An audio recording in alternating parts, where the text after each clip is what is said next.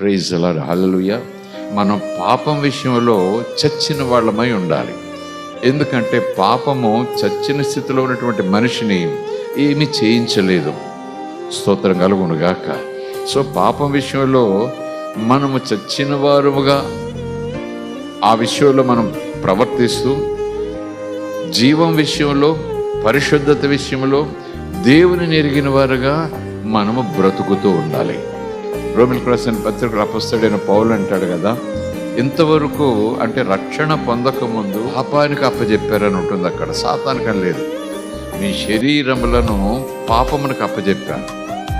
పాపము మీ శరీర అవయవాల్లో పరిపాలన చేసింది. ఆ పాపపు పరిపాలన కింద మీ శరీరం సరెండర్ అయిపోయింది, అవయవాలు.